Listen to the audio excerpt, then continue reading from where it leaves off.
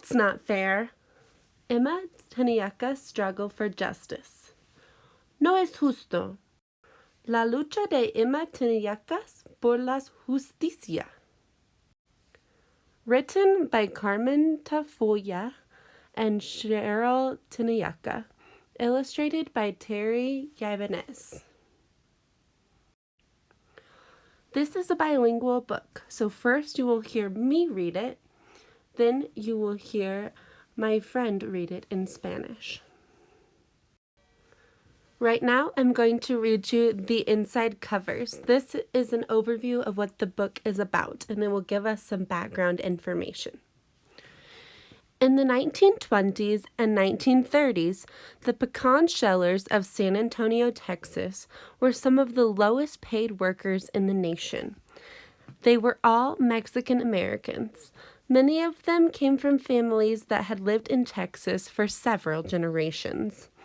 Some were newly arrived from Mexico, poor workers who fled here for safety during the long revolution in their home country. Pecan shellers worked 12 hours a day, 7 days a week, for as little as 6 cents a pound. In addition, they had to work in dusty, closed rooms. This made many of them ill. And then, in 1938, their wages were cut in half. They needed someone to be a voice for them, someone both brave and caring. They needed a hero. A young woman, barely 21, answered their call. Her name was Emma. But Emma Tenayuca was not born a hero of the poor. That's Not Fair, No es Justo tells how the seeds of Emma's awareness and activism were sown when she was very young. This story of courage and compassion shows how each of us, no matter how young, can help to make the world more fair for everyone.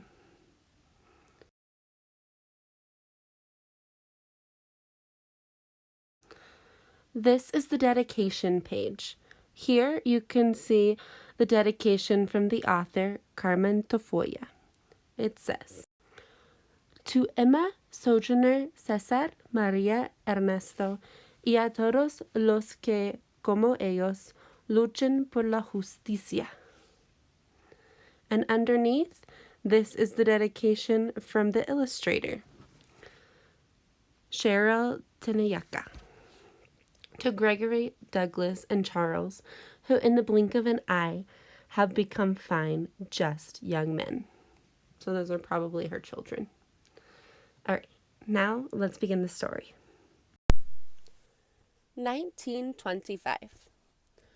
The little girl with the shining black eyes walked eagerly to school. She passed a small shack that had no door. Inside, a baby was crying. As his mother tried to warm him with her thin arms and her thin shawl, the little girl knew they were cold, and her black eyes flashed. She passed a boy, maybe 4 years old. In his hands were a few small pecans. He was shelling and sharing with 2 younger brothers. They ate eagerly as if that was all they would have today. The little girl knew they were hungry, and again her eyes flashed.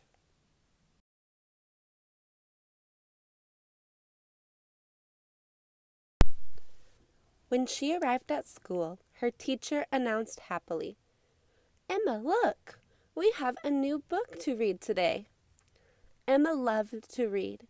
She has read every book in the classroom. But even as she pored over the new book, she kept remembering the children she had seen that morning. After school, she took the new book home and read it again and again. She sat on the front porch reading. Maria, a neighbor about her age, peeked over and asked, "What are you doing?" "I'm reading a wonderful story. Would you like to read it too?"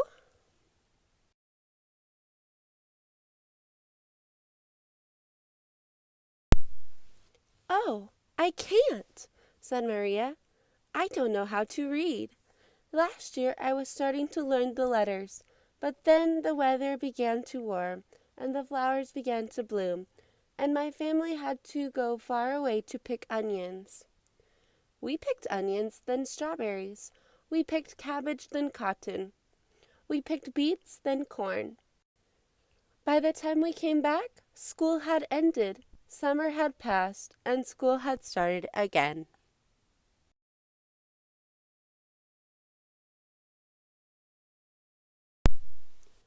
When I went back to school, I was lost. Everyone already knew how to read, and I didn't. I had missed it. Emma's black eyes flashed like lightning in a black sky. That's not fair. Maria sighed. Now I'm so far behind, I'll never learn to read. Emma grew very quiet, and the little girl's words stayed inside her for a long time.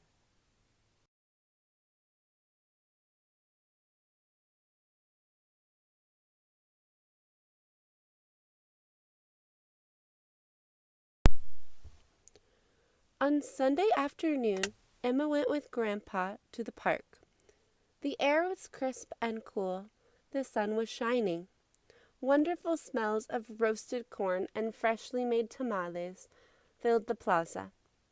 People laughed and music played.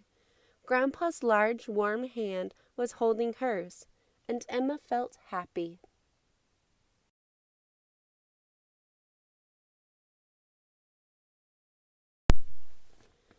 But in the corner of the park, people were quiet, listening to a man speak.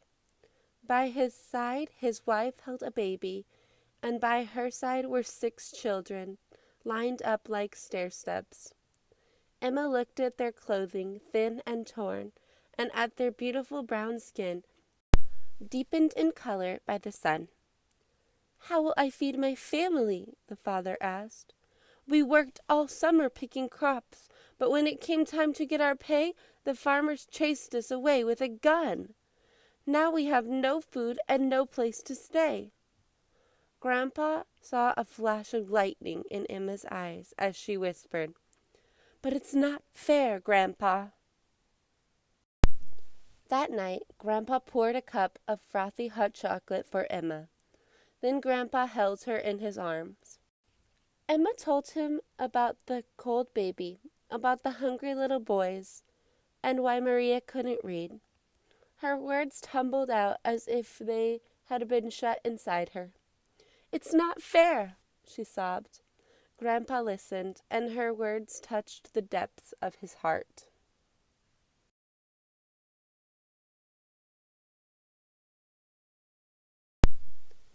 The next day, Emma and Grandpa went for a walk. They both passed large, handsome houses and tiny shacks. From both, people smiled and waved at them.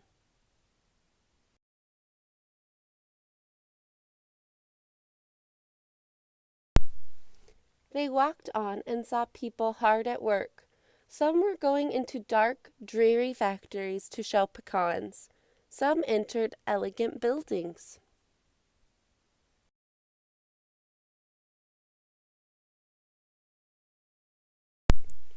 They saw an old man so old he could hardly walk, but he cradled a guitar in his arms and sang. The words sounded so beautiful that his rich voice almost didn't need the melody. Sol que eres tan parejo para repartir tu luz. Habías enseñarle al amo para que él sea igual que tú.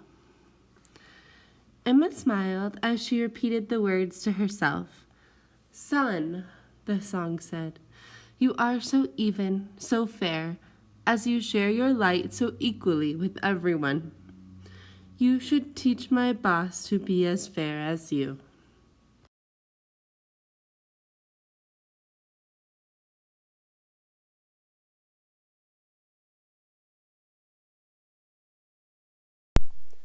After the walk, Emma was still humming the song.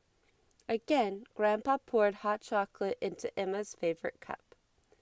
As she drank the soothing cinnamon chocolate, Grandpa said, "Sometimes things are not fair, but still each one of us can usually do something about it, even if it's just a little thing." Emma asked, "Like when we gave the man in the park our ice cream money? Maybe he bought milk for the baby. Or the other day when you took me with you to vote for laws to make things fair?" Grandpa nodded. "And the old man, he helped too," said Emma, "by singing a song with the right words to make people understand."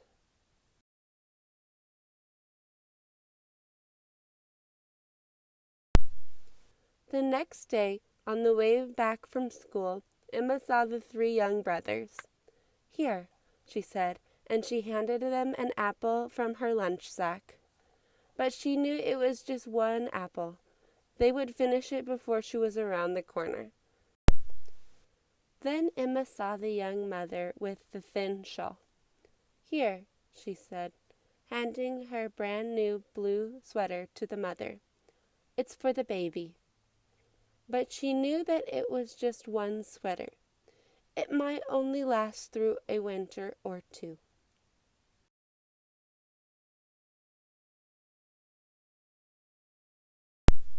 When she got home, though, she began to teach Maria letters, words, and how to read. And this, Emma knew, would last her forever. Years passed, and Emma grew into a smart, kind teenager. All around her there was hunger, misery, and poverty. And the poorest of all the workers were the pecan shellers. Many were only paid 4 cents for their best hour of work. Most of them were Mexican American. Most were women. Some were children. Emma began to speak to others about things that were not fair. She spoke in public parks and in markets where the farmers sold their vegetables. She even spoke on the steps of City Hall. When she spoke to the people, her dark eyes flashed, and her voice was full of courage and caring. The people listened, and her words touched their hearts, sparking hope as bright as lightning in the dark night sky.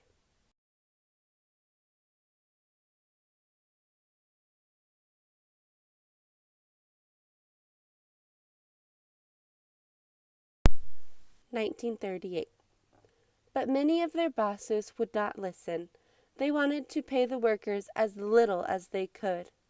When Emma was 21, the bosses decided to drop the pecan shellers' pay even lower. Now they could barely make 3 cents for an hour of work. The workers feared that their children would starve to death.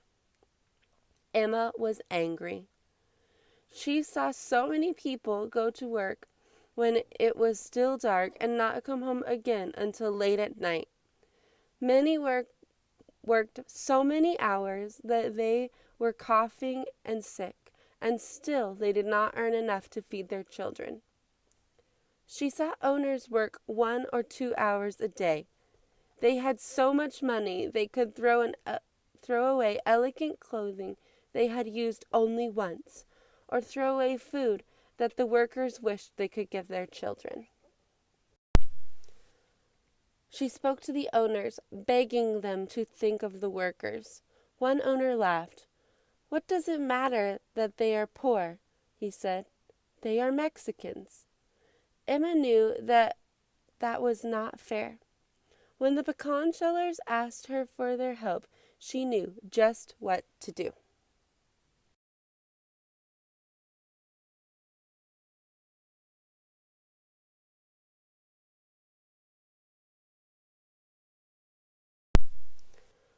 "You must all stop working until the owners listen to you," said Emma. "We will make a soup kitchen to feed your families. If we all help each other, we can win." "No one will listen to you," some of the people said, laughing at her. But 12,000 pecan shellers listened. The factories were almost empty. For nearly 2 months, the businesses made no money. Many of the owners hated Emma for this.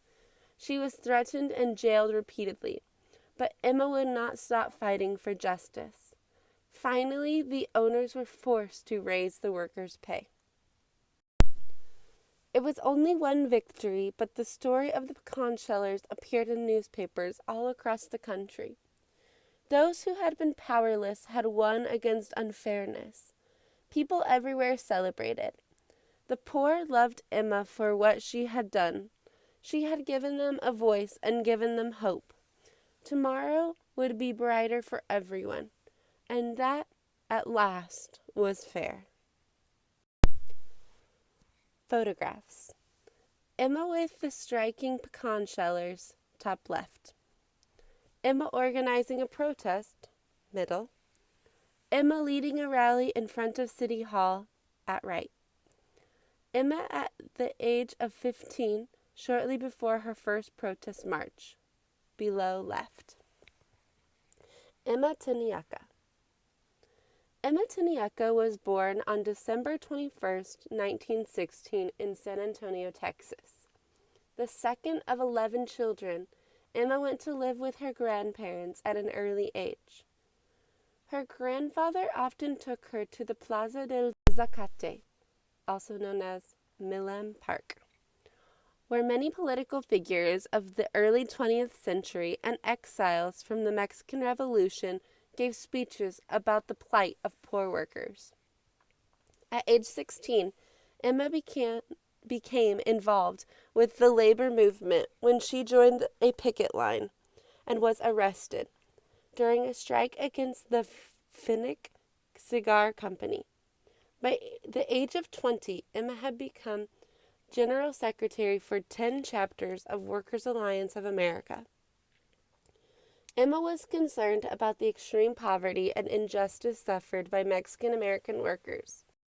In 1938, wages for South Texas pecan shellers, nuceros, were cut drastically.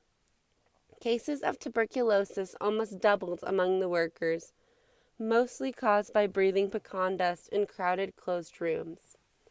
Highly respected for her powerful speeches and her negotiation skills, the workers asked Emma to represent him. Thus, at age 21, she led the city's 12,000 pecan shellers in a demand for decent wages and better conditions. At several points, well over 8,000 workers actively joined the strike, despite their starvation-level poverty. Emma was jailed many times and denied work because of her fierce defense of the poor. Always controversial, she was forced to leave San Antonio to get a job where she was less well known. She worked many years, saved money, and put herself through college in San Francisco, California. 20 years later, she returned to San Antonio, earned a master's degree, and became a reading teacher for migrant children. Emma died in 1999, leaving behind a large extended family, many who loved her and learned from her, and a legacy for social change and commitment to justice. This book was written by Emma's niece, Miss Cheryl Tenayuca, and Emma's friend, Dr. Carmen Tafola, in her memory. The song sung by the old man in the story is a traditional song of migrant farm workers. In the year 1985, it was recorded on the album Canciones de mi Patria by Linda Ronstadt.